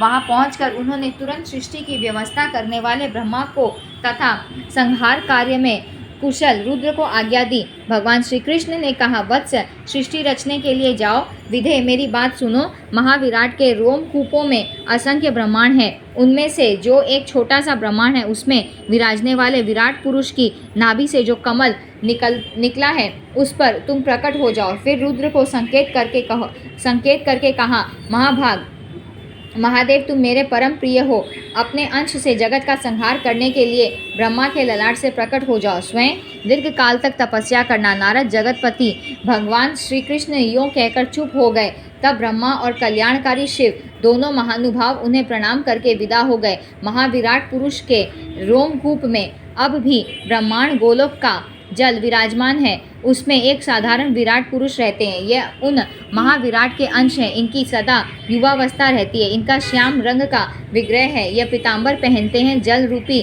सैया पर सोए रहते हैं। इनका मुखमंडल मुस्कान से भरा है। इन प्रसन्न मुख विश्वव्यापी प्रभु को जनार्दन कहा जाता है। इन्हीं की नाभि कमल से ब्रह्मा प्रकट हुए हैं। तदनंतर पता लगाने के विचार से उस कमल दंड पर 1,00,000 युगों तक चक्कर लगाया। नारद इतना प्रयास करने पर भी नाभि से उत्पन्न हुए कमल दंड के अंत तक जाने में तुम्हारे पिता सफल न हो सके। तब उनके मन पर चिंता घिर आई। वह पुनः अपने स्थान पर आकर भगवान श्री कृष्ण के चरण कमल का ध्यान करने लगे।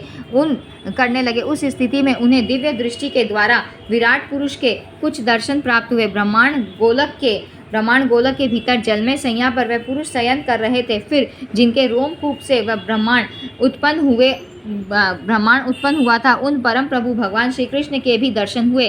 गोपों और गोपियों से सुशोभित गोलोक धाम को भी देखने में वे सफलता पा गए। फिर तो श्री कृष्ण की स्तुति करके उन्होंने उनसे वरदान पाकर सृष्टि का कार्य आरंभ कर दिया। सर्वप्रथम ब्रह्मा से सनकादि 4 मानस पुत्र हुए। फिर शिव की सुप्रसिद्ध 11 कलाएं रुद्र रूप से प्रकट हुई। फिर जगत की रक्षा व्यवस्थापक श्री विष्णु प्रकट हुए। उस समय वे विराट पुरुष के वाम भाग से प्रकट होकर श्वेत द्वीप में विराजमान थे। 4 भुजाओं से उनकी अनुपम शोभा हो रही थी। यो विराट पुरुष के नाभि कमल पर प्रकट होकर ब्रह्मा ने विश्व की रचना की। स्वर्ग मर्त्य और पाताल त्रिलोकी के संपूर्ण चराचर प्राणियों का उन्होंने सृजन किया। नारद इस प्रकार महाविराट पुरुष के संपूर्ण रोमकूपों में एक एक करके अनेक ब्रह्मांड हैं। प्रत्येक ब्रह्मांड में एक विराट पुरुष और ब्रह्मा, विष्णु एवं शिव प्रभृति सहयोगी देवता रहकर कार्य की व्यवस्था करते हैं। ब्रह्मन इस प्रकार भगवान श्री कृष्ण के मंगलमय चरित्र का वर्णन कर दिया। यह प्रसंग सुख एवं मोक्ष प्रदान करने वाला है। ब्रह्मन तुम फिर क्या सुनना चाहते हो? यहाँ हमने 3रा अध्याय समाप्त किया है। सरस्वती की पूजा का विधान तथा कवच। नारद जी ने कहा, भगवान आपके कृपा प्रसाद से यह अमृतमय संपूर्ण कथा मुझे सुनने को मिली है। अब आप इन प्रकृति संज्ञक देवियों के पूजन का प्रसंग विस्तार के साथ बताने की कृपा कीजिए। किस पुरुष ने किन देवी की कैसे आराधना की है, मृत्युलोक में किस प्रकार उनकी पूजा का प्रचार हुआ, किस मंत्र से किनकी पूजा तथा किस स्तोत्र से किनकी स्तुति की गई है, किन देवियों ने किनको कौन कौन से वर दिए हैं। मुझे देवियों के स्तोत्र, ध्यान, प्रभाव और पावन चरित्र के साथ साथ उपयुक्त सारी बातें बताने की कृपा कीजिए। भगवान नारायण कहते हैं, नारद, गणेश, जननी दुर्गा, राधा, लक्ष्मी, सरस्वती और सावित्री, यह 5 देवियां सृष्टि की प्रकृति कही जाती हैं। इनकी पूजा और अद्भुत प्रभाव प्रसिद्ध है। अमृत की तुलना करने वाले इनके सुप्रसिद्ध चरित्र से संपूर्ण मंगल सुलभ हो जाते हैं। ब्रह्मन प्रकृति के अंश और कला संज्ञक जो देवियां हैं, उनके पुण्य चरित्र तुम्हें बताता हूँ, सावधान होकर सुनो। इन देवियों के नाम हैं काली, वसुंधरा, गंगा, षष्ठी, मंगल चंडिका, तुलसी, मनसा, निद्रा, स्वधा, स्वाहा और दक्षिणा। इनके संक्षिप्त, मधुर और वैराग्योत्पादक चरित्र में भी पवित्र करने की पूर्ण शक्ति है। दुर्गा और राधा का चरित्र बहुत विस्तृत है, संक्षेप में उसे कहता हूँ, सुनो मुनिवर। सर्वप्रथम भगवान श्री कृष्ण ने उन सरस्वती की पूजा की है जिनके प्रसाद से मूर्ख व्यक्ति पंडित बन जाता है। इन काम स्वरूपिणी देवी ने श्री कृष्ण को पाने की इच्छा प्रकट की थी। यह सरस्वती सबकी माता कही जाती है। सर्वज्ञानी भगवान श्री कृष्ण ने इनका अभिप्राय समझकर सत्य हितकर तथा परिणाम में सुख देने वाले वचन कहे। भगवान श्री कृष्ण बोले, साध्वी तुम नारायण के पास पधारो, वह मेरे ही अंश हैं।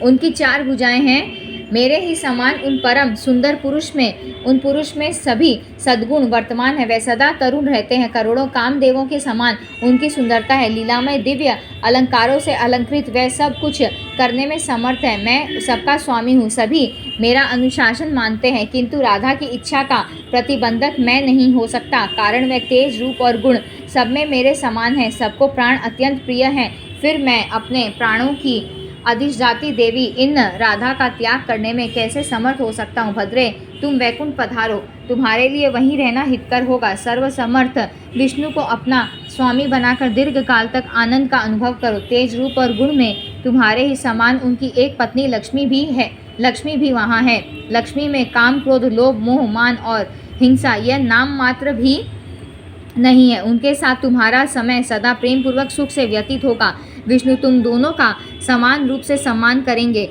सुंदरी, प्रत्येक ब्रह्मांड में माघ शुक्ल पंचमी के दिन विद्यारंभ के शुभ अवसर पर बड़े गौरव के साथ तुम्हारी विशाल पूजा होगी। मेरे वर के प्रभाव से आज से लेकर प्रलय प्रयत्न प्रत्येक कल्प में मनुगण देवता, मोक्षकामी प्रसिद्ध मुनिगण, वसु, योगी, सिद्ध, नाग, गंधर्व और राक्षस सभी बड़ी भक्ति के साथ 16 प्रकार के उपचारों के द्वारा तुम्हारी पूजा करेंगे। उन संयमशील जितेंद्रिय पुरुषों के द्वारा कंडव शाखा में कही हुई विधि के अनुसार तुम्हारा ध्यान और पूजन होगा। घड़े अथवा पुस्तक में तुम्हें आवाहित करेंगे। तुम्हारे कवच को भोजपत्र पर लिखकर उसे सोने की डिब्बी में रख गंध एवं चंदन आदि से सुपूजित करके लोग अपने गले में अथवा दाहिनी भुजा में धारण करेंगे। पूजा के पवित्र अवसर पर विद्वान पुरुषों के द्वारा तुम्हारा सम्यक प्रकार से स्तुति पाठ होगा। इस प्रकार कहकर स्वयं भगवान श्री कृष्ण ने भी उन सर्वपूजिता देवी सरस्वती की पूजा की। तत्पश्चात ब्रह्मा, विष्णु, शिव, अनंत धर्म मुनीश्वर, सनकगण, देवता, मुनि, राजा और मनुगण ये सभी भगवती सरस्वती की उपासना करने लगे। तब से यह सरस्वती संपूर्ण प्राणियों से सदा सुपूजित होने लगी। नारद जी बोले, वेद वेत्ताओं में श्रेष्ठ प्रभो, आप भगवती सरस्वती की पूजा का विधान, कवच, ध्यान, उपयुक्त नैवेद्य, फूल तथा चंदन आदि का परिचय देने की कृपा कीजिए। इसे सुनने के लिए मेरे हृदय में बड़ा कौतूहल हो रहा है। भगवान नारायण कहते हैं, नारायण सुनो, कंडव शाखा में कही हुई पद्धति बतलाता हूँ। इसमें जगन माता सरस्वती के पूजन की विधि वर्णित है। माघ शुक्ल पंचमी विद्यारंभ की मुख्य तिथि है। उस दिन पूर्वाह्न काल में ही प्रतिज्ञा करके संयमशील बन जाए, पवित्र रहे, स्नान और नित्य क्रिया के पश्चात भक्तिपूर्वक कलश स्थापन करें। फिर अपनी शाखा में कही हुई विधि से अथवा तांत्रिक विधि के अनुसार पहले गणेश पूजन करें। तत्पश्चात इष्ट देवता सरस्वती का पूजन करना उचित है। फिर ध्यान करके देवी का आवाहन करें। तदनंतर व्रती रहकर षोडशोपचार से भगवती की पूजा करें। सौम्य पूजा के लिए कुछ उपयोगी नैवेद्य वेद में कथित है। ताजा मक्खन, दही, दूध, धान का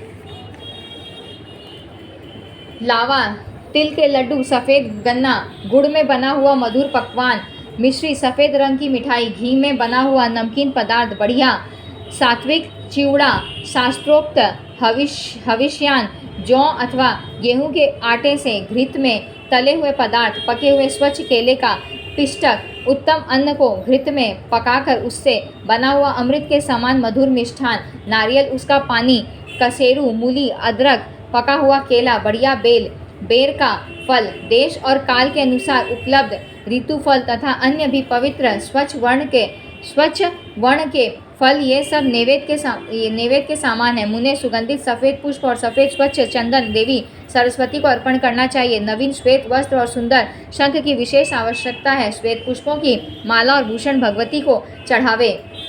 महाभाग मुने, भगवती सरस्वती का श्रेष्ठ ध्यान परम सुखदायी है तथा भ्रम का उच्छेद करने वाला है। वह वेदोक्त ध्यान यह है। सरस्वती का श्री विग्रह शुक्ल वर्ण है। यह परम सुंदरी देवी सदा हंसती रहती है। इनके परिपुष्ट विग्रह के सामने करोड़ों चंद्रमा की प्रभा भी तुच्छ है। यह विशुद्ध चिन्मय वस्त्र पहने हैं। इनके एक हाथ में वीणा है और दूसरे में पुस्तक। सर्वोत्तम रत्नों से बने हुए आभूषण इन्हें सुशोभित कर रहे हैं। ब्रह्मा, विष्णु और शिव प्रभृति प्रधान देवताओं तथा सुरगणों से यह सुपूजित है। श्रेष्ठ मुनि, मनु तथा मानव इनके चरणों में मस्तक झुकाते हैं। ऐसी भगवती सरस्वती को मैं भक्तिपूर्वक प्रणाम करता हूँ। इस प्रकार ध्यान करके विद्वान पुरुष पूजन के समर्ग पदार्थ मूल मंत्र से विधिवत विधिवत सरस्वती को अर्पण कर दे। फिर कवच का पाठ करने के पश्चात दंड की भांति भूमि पर पड़कर देवी को साष्टांग प्रणाम करें। मुने, जो पुरुष भगवती सरस्वती को अपना इष्ट देवता मानते हैं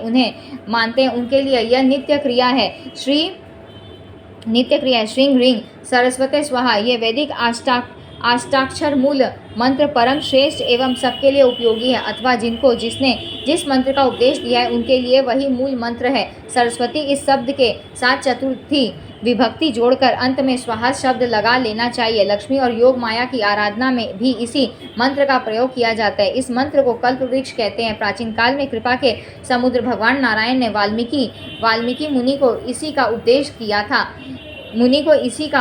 किया था। भारतवर्ष में गंगा के पावन तट पर यह कार्य संपन्न हुआ था। फिर सूर्य ग्रहण के अवसर पर पुष्कर क्षेत्र में परशुराम जी ने शुक्र को इसका उपदेश किया था। मारीच ने चंद्र ग्रहण के समय प्रसन्न होकर बृहस्पति को बताया था। बद्री आश्रम में परम प्रसन्न ब्रह्मा की कृपा से भृगु इसे जान सके थे।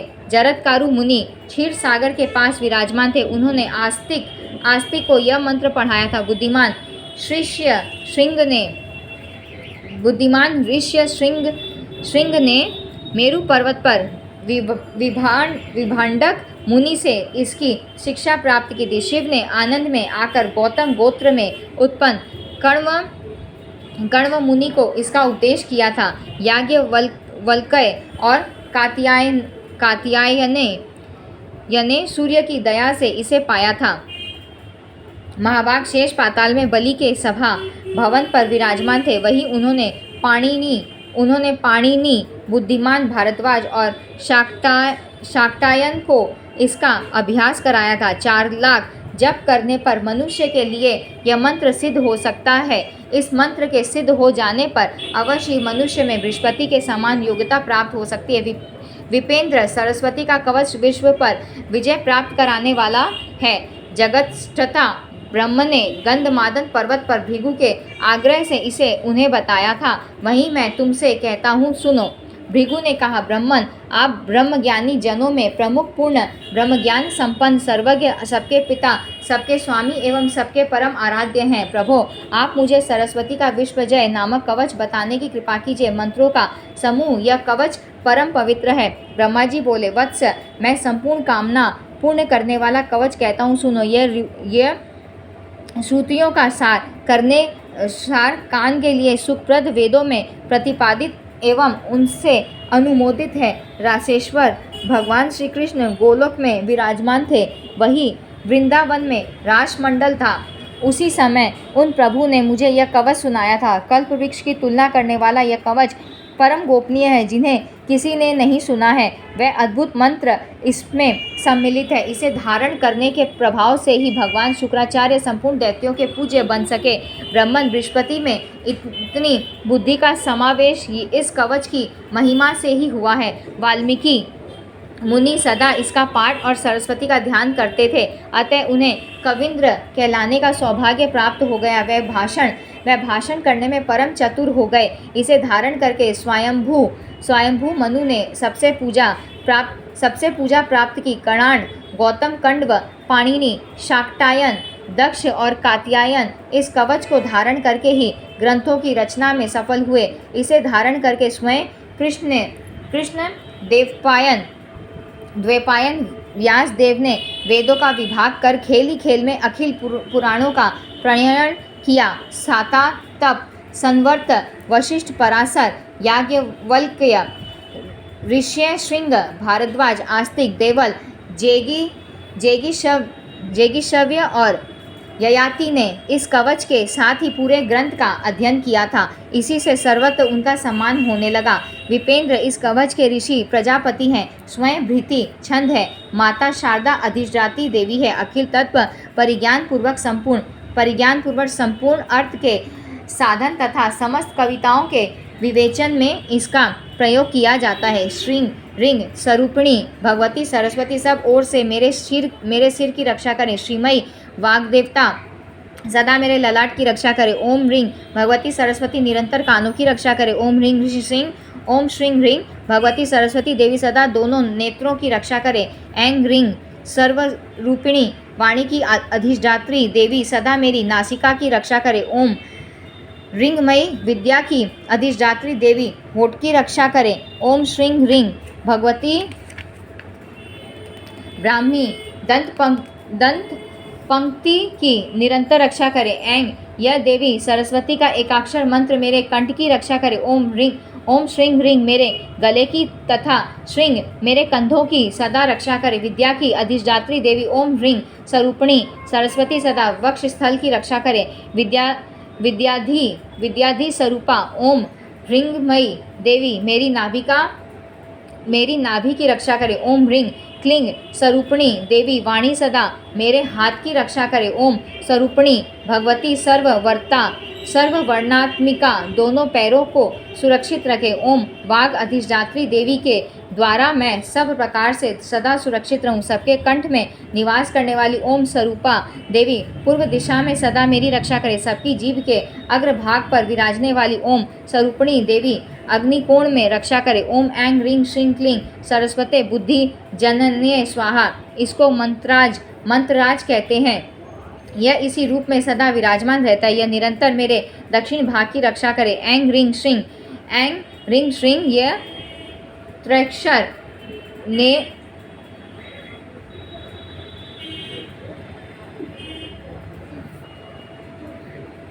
नैऋत्य कोण में सदा रक्षा करे। जीवा के अग्रभाग पर रहने वाली ओम ऐं स्वरूपिणी देवी पश्चिम दिशा में मेरी रक्षा करे। ओम स्वरूपिणी भगवती सर्वांबिका वायव कोण में सदा मेरी रक्षा करें। गद्य में निवास करने वाली ओम ऐं श्रीं क्लिंगमयी देवी उत्तर दिशा में मेरी रक्षा करें। संपूर्ण शास्त्रों में विराजने वाली ऐं स्वरूपिणी देवी ईशान कोण में सदा रक्षा करे। ओम रिंग स्वरूपिणी सर्वपूजिता देवी ऊपर से मेरी रक्षा करे। पुस्तक में निवास करने वाली रिंग स्वरूपिणी देवी मेरे निम्न भाग की रक्षा करे। ओम स्वरूपिणी ग्रंथ बीज स्वरूपा देवी सब ओर से मेरी रक्षा करे। विप्र यह सरस्वती कवच तुम्हें सुना दिया। असंख्य ब्रह्म मंत्रों का यह मूर्तिमान विग्रह है। ब्रह्मस्वरूप इस कवच को विश्वजय कहते हैं। प्राचीन समय की बात है, गंधमादन पर्वत पर धर्मदेव के मुख से मुझे इसे सुनने का सुअवसर प्राप्त हुआ था। तुम मेरे परम प्रिय हो, अतएव तुमसे मैंने कहा है तुम्हें अन्य किसी के सामने इसकी चर्चा नहीं करनी चाहिए। विद्वान पुरुष को चाहिए कि वस्त्र, चंदन और अलंकार आदि सामानों से विधि पूर्वक गुरु की पूजा करके दंड की भांति जमीन पर पड़कर उन्हें प्रणाम करे। तत्पश्चात उनसे इस कवच का अध्ययन करे। 5 लाख जप करने के पश्चात यह कवच सिद्ध हो सकता है।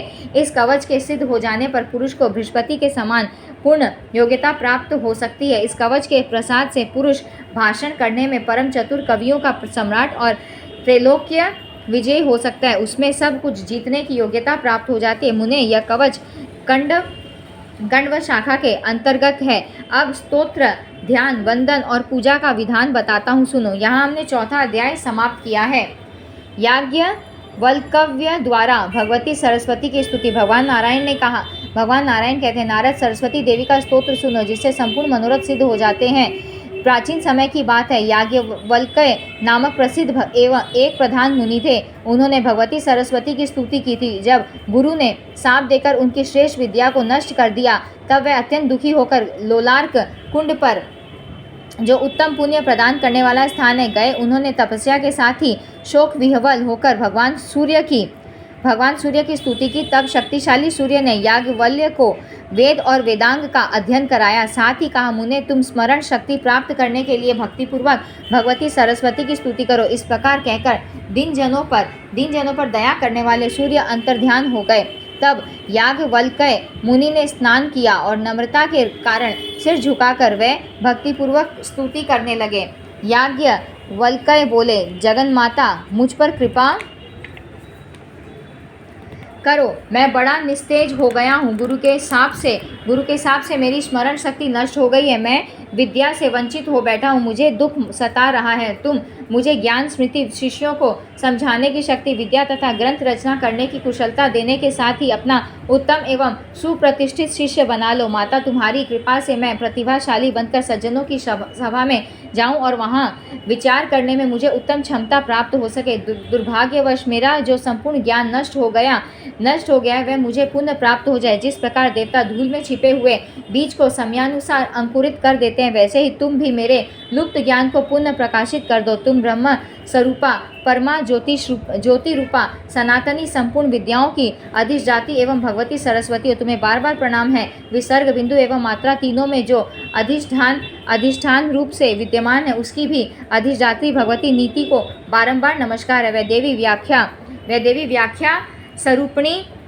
है तथा व्याख्या की अधिष्ठात्री भी वह ही है, जिनके बिना सुप्रसिद्ध गणक भी संख्या के परिगणन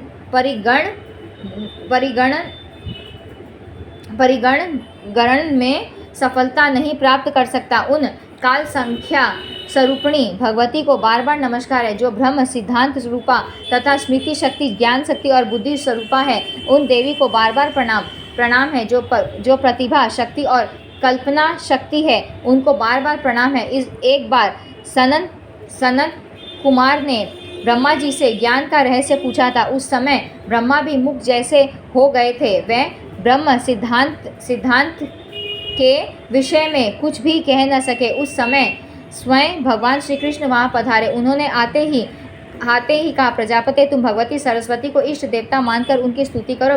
परम प्रभु श्री कृष्ण की आज्ञा पाकर ब्रह्मा ने तुरंत सरस्वती की स्तुति आरंभ कर दी। फिर तो देवी की कृपा से उत्तम सिद्धांत के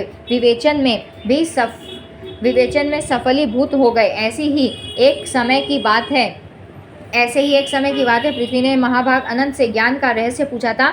शेष की भी मुखवत स्थिति हो गई। वह सिद्धांत नहीं बता सके। उनके हृदय में घबराहट उत्पन्न हो गई। तब कश्यप के आज्ञानुसार उन्होंने सरस्वती की स्तुति की। इससे वह ऐसे सुयोग बन गए कि उनके मुख से भ्रम को दूर करने वाले निर्मल सिद्धांत का विशद विवेचन हो सका। जब व्यास ने वाल्मीकि से पुराण सूत्र के विषय में प्रश्न किया, तब वे चुप हो गए। ऐसी स्थिति में वाल्मीकि ने भगवती जगदम्बा को स्मरण किया। तब भगवती ने उन्हें वर दिया, जिसके प्रभाव से मुनिवर वाल्मीकि सिद्धांत का प्रतिपादन कर सके। उस समय उन्हें ब्रह्म रूपी अंधकार को मिटाने वाला प्रकाशमान ज्योति के सदृश निर्मल ज्ञान प्राप्त हो गया। भगवान श्री कृष्ण के अंश व्यास जी वाल्मीकि मुनि के मुख से पुराण सूत्र सुनकर इसका अर्थ कविता के रूप में स्पष्ट करने के लिए कल्याणमयी देवी का ध्यान करने लगे। पुष्कर क्षेत्र में रहकर 100 वर्ष तक उपासना की माता तब तुमसे वर पाकर व्यास जी कवीश्वर बन सके। उसी समय उन्होंने वेदों का विभाजन तथा पुराणों की रचना की। जब देवराज इंद्र ने भगवान शंकर से तत्वज्ञान के विषय में प्रश्न किया, तब क्षण भर भगवती का ध्यान करके वह उन्हें ज्ञानोपदेश करने लगे। फिर इंद्र ने बृहस्पति से शब्द शास्त्र के विषय में पूछा। जगदम्बे, उस समय बृहस्पति पुष्कर क्षेत्र में जाकर देवताओं के वर्ष से 1000 वर्ष तक तुम्हारे ध्यान में संलग्न रहे। इतने वर्षों के बाद तुमने उन्हें वर प्रदान किया। तब वह इंद्र को शब्द शास्त्र और उसका अर्थ समझा सके। बृहस्पति ने जितने शिष्यों को पढ़ाया है और जितने सुप्रसिद्ध मुनि उनसे अध्ययन कर चुके हैं, वे सब के सब भगवती सुरेश्वरी का चिंतन करने के पश्चात ही सफलीभूत हुए हैं। माता व देवी तुम ही हो। मुनीश्वर, मनु और मानव सभी तुम्हारी पूजा और स्तुति कर चुके हैं। ब्रह्मा विष्णु शिव देवता और दानवेश्वर प्रभृति सबने तुम्हारी उपासना की है। जब 1000 मुख वाले शेष, 5 मुख वाले शंकर तथा 4 मुख वाले ब्रह्मा तुम्हारा यशोगान करने में जड़वत हो गए, तब एक मुख वाला मैं मानव तुम्हारी स्तुति कर ही कैसे सकता हूँ। नारद इस प्रकार स्तुति करके मुनिवर याज्ञवल्क्य भगवती सरस्वती को प्रणाम करने लगे। उस समय भगवती के कारण उनका कंधा झुक गया था। उनकी आंखों से जल की धाराएं निरंतर गिर रही थी। इतने में ज्योति स्वरूपा महामाया का उन्हें दर्शन प्राप्त हुआ। देवी ने उनसे कहा, मुने, तुम सुप्रख्यात कवि हो जाओ। यो कहकर भगवती महामाया वैकुंठ पधार गई। जो पुरुष याज्ञवल्क्य चरित्र इस सरस्वती स्तोत्र को पढ़ता है, उसे कविंद्र पद की प्राप्ति हो जाती है। भाषण करने में वह बृहस्पति की तुलना कर सकता है। कोई महान मूर्ख अथवा दुर्बुद्धि ही क्यों न हो, यदि वह 1 वर्ष तक नियम पूर्वक इस स्तोत्र का पाठ करता है तो वह निश्चय ही पंडित, परम बुद्धिमान एवं सुकवि हो जाता है। यहाँ हमने 5वां अध्याय समाप्त किया है। विष्णु पत्नी लक्ष्मी, सरस्वती एवं गंगा का परस्पर शापवश भारतवर्ष में पधारना। भगवान नारायण कहते हैं, नारद स्वयं भगवती सरस्वती वैकुंठ में भगवान श्रीहरि के पास रहती है। गंगा ने इन्हें शाप दे दिया था, अतः यह भारतवर्ष में अपनी एक कला से पधारी नदी के रूप में इनका अवतरण हुआ। यह पुण्य प्रदान करने वाली पुण्य रूपा और पुण्य तीर्थ स्वरूपिणी है। मुने पुण्यात्मा पुरुषों को चाहिए कि वे इनका सेवन करें, क्योंकि उन्हीं के लिए इनका यहाँ पधारना हुआ है। यह तपस्वियों के लिए तपोरूपा है और तपस्या का फल भी इनसे कोई अलग वस्तु नहीं है। किए हुए सब पाप लकड़ी के समान है। उन्हें जलाने के लिए यह प्रज्वलित अग्नि स्वरूपा है। भूमंडल पर रहने वाले जो मानव इनकी महिमा जानते हुए इनके तट पर अपना शरीर त्यागते हैं, उन्हें वैकुंठ में स्थान प्राप्त होता है। भगवान विष्णु के भवन पर वे बहुत दिनों तक वास करते हैं। चौमासे में पूर्णिमा के दिन, अक्षय नवमी तथा क्षय तिथि को एवं व्यतिपात ग्रहण अथवा अन्य किसी भी पुण्य के दिन जो पुरुष किसी भी हेतु से श्रद्धापूर्वक इनमें स्नान करता है, वह भगवान श्री हरि का सारूप्य प्राप्त कर लेता है। निश्चय ही उसे वैकुंठ में रहने की सुविधा प्राप्त हो जाती है। जो महान मूर्ख होते हुए भी 1 महीने तक प्रतिदिन सरस्वती नदी में स्नान करके इनके मंत्र का जाप करता है, वह कविंद्र बन सकता है, इसमें कोई संदेह नहीं। जो मनुष्य सिर के सारे बाल मुंडवाकर निरंतर सरस्वती के जल में स्नान करता है, वह पुण्य माता के गर्भ में वास नहीं कर सकता। इस प्रकार सरस्वती की महिमा का कुछ वर्णन किया गया है। इस सारभूत महिमा के प्रभाव से सुख और कामनाएं सुलभ हो जाती हैं। अब पुण्य क्या सुनना चाहते हो? सूत जी कहते हैं, सौनक भगवान नारायण की बात सुनकर मुनिवर नारद ने तुरंत उनसे यह संदेह पूछा। नारद जी ने कहा, सत्य स्वरूपा पुण्यदा आदि शुभ्रप्रदा गंगा ने सरस्वती देवी को क्यों शाप दे दिया? इन दोनों तेजस्विनी देवियों के विवाद का कारण अवश्य कानों को सुख देने वाला होगा। आप इसे बताने की कृपा कीजिए। भगवान नारायण कहते हैं, नारद, यह प्राचीन कथा है, मैं तुमसे कहता हूँ, सुनो। लक्ष्मी, सरस्वती और गंगा ये तीनों ही भगवान श्री हरि की भार्या हैं। एक बार सरस्वती को यह संदेह हो गया कि श्रीहरि मेरी अपेक्षा गंगा से अधिक प्रेम करते हैं। तब उन्होंने श्रीहरि को कुछ कड़े शब्द कहे। फिर वे गंगा पर क्रोध करके कठोर बर्ताव करने लगी। तब शांत स्वरूपा क्षमामयी लक्ष्मी ने उनको रोक दिया। इस पर सरस्वती ने लक्ष्मी को गंगा का पक्ष करने वाली मानकर आवेश में शाप दे दिया, तुम निश्चय ही वृक्ष रूपा और नदी रूपा हो जाओगी। लक्ष्मी ने सरस्वती के इस शाप को सुन लिया, परंतु स्वयं बदले में सरस्वती को शाप देना तो दूर रहा, उनके मन में तनिक सा भी क्रोध उत्पन्न नहीं हुआ। वह वहीं शांत बैठी रही और सरस्वती के हाथ को अपने हाथ से पकड़ लिया, पर गंगा से यह नहीं देखा गया। उन्होंने सरस्वती को शाप दे दिया। कहा, बहन लक्ष्मी, जो तुम्हें शाप दे चुकी है वह सरस्वती भी नदी रूपा हो जाए, यह नीचे मर्त्यलोक में चली जाए, जहाँ सब पापी जन निवास करते हैं।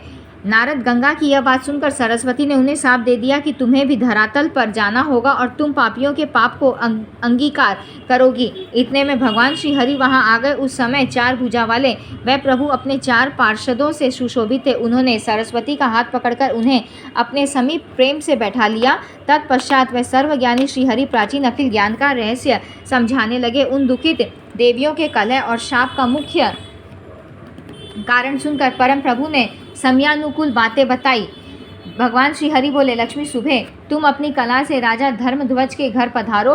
तुम किसी की योनि से उत्पन्न न होकर स्वयं भूमंडल पर प्रकट हो जाना, वही तुम वृक्ष रूप से निवास करोगी। शंखचूड़ नामक एक असुर मेरे अंश उत्पन्न होगा, तुम उसकी पत्नी बन जाना। तत्पश्चात निश्चय ही तुम्हें मेरी प्रेयसी भार्या बनने का सौभाग्य प्राप्त होगा। भारतवर्ष में त्रिलोक पावनी तुलसी के नाम से तुम्हारी प्रसिद्धि होगी। वरानने, अभी तो तुम भारती के शाप से भारत में पद्मावती नामक नदी बनकर पधारो।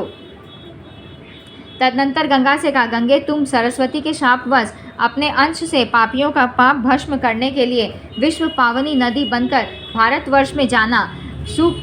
सुकल्पित भगीरथ की तपस्या से तुम्हें वहां जाना पड़ेगा। धरातल पर तुमको सब लोग भगवती भागीरथी कहेंगे। समुद्र मेरा अंश है, मेरे आज्ञानुसार तुम उसकी पत्नी होना स्वीकार कर लेना। इसके बाद सरस्वती से कहा, भारती, तुम गंगा का शाप स्वीकार करके अपनी एक कला से भारतवर्ष में चलो। तुम अपने पूर्ण अंश से ब्रह्म सदन पर पधार कर उनकी कामिनी बन जाओ। यह गंगा अपने पूर्ण अंश से शिव के स्थान पर चले। यहाँ अपने पूर्ण अंश से केवल लक्ष्मी रह जाए। कारण इनका स्वभाव परम शांत है। यह कभी तनिक सा क्रोध नहीं करती। मुझ पर इनकी अटूट श्रद्धा है। यह सत्य स्वरूपा है। यह महान साध्वी, अत्यंत सौभाग्यवती, क्षमा मूर्ति, सुंदर आचरणों से सुशोभित तथा निरंतर धर्म का पालन करती है। इनके एक अंश की कला का महत्व है कि विश्व भर में संपूर्ण स्त्रियां धर्मात्मा, पतिव्रता, शांतरूपा तथा सुशीला बनकर प्रतिष्ठा प्राप्त करती हैं। अब भगवान श्रीहरि स्वयं अपना विचार कहने लगे। अहो, विभिन्न स्वभाव वाली 3 स्त्रियों, 3 नौकरों और 3 बांधवों का एकत्र रहना वेद की अनुमति से विरुद्ध है। यह एक जगह रहकर कल्याणप्रद नहीं हो सकते। जिन गृहस्थों के घर स्त्री पुरुष के समान व्यवहार करे और पुरुष स्त्री के अधीन रहे, उसका जीवन निष्फल समझा जाता है। उसके प्रत्येक पग